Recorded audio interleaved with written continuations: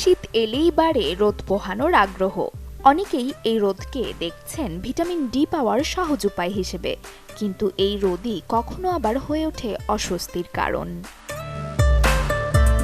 বিশেষ করে যাদের ত্বক পাতলা তাদের ক্ষেত্রে শীতের রোদেও ত্বক দ্রুত পুড়ে যেতে পারে।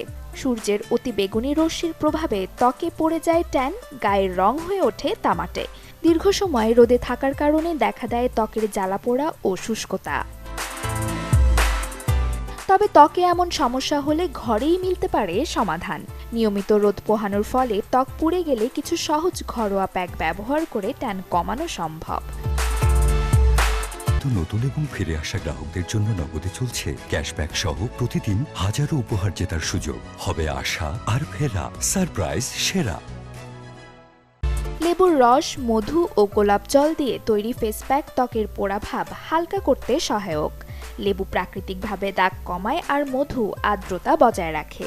এই প্যাক 10 থেকে 15 মিনিট ব্যবহার করলেই মিলতে পারে উপকার। এছাড়া দই, বেসন ও হলুদের প্যাক ট্যান দূর করার পাশাপাশি ত্বক পরিষ্কার করতেও কার্যকর। এই প্যাক ব্যবহারে মৃতকোষ দূর হয়, ত্বক হয় উজ্জ্বল। লেবুর রস ও চিনির স্ক্রাবও সানট্যান কমাতে সাহায্য করে। তবে এই ধরনের স্ক্রাব ব্যবহারের পর অবশ্যই ময়শ্চারাইজার ব্যবহার করতে হবে। আলুর রস ও মুলতানি মাটির প্যাকেও মিলতে পারে সমাধান। আলুর রসের মৃদু ব্লিচিং গুণ আর মুলতানি মাটির পরিষ্কার করার ক্ষমতা একত্রে ত্বকে স্বস্তি দেয়। অন্যদিকে নারিকেলের দুধ ত্বকের উজ্জ্বলতা ফেরায়। পাশাপাশি শসা ও লেবুর রসের মিশ্রণও ত্বক ঠান্ডা রাখতে ও ট্যান কমাতে কার্যকর। Desk report, channel 24।